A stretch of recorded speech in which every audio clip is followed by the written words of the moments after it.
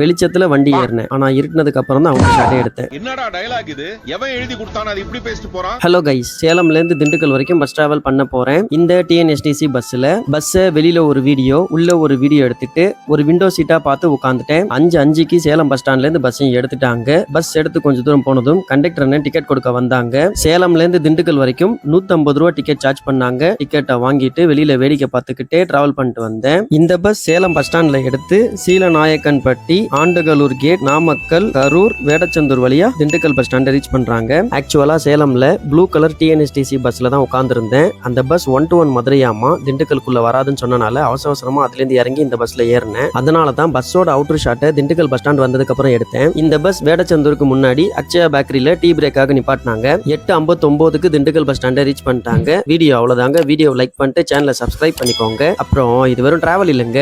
Information is wealth.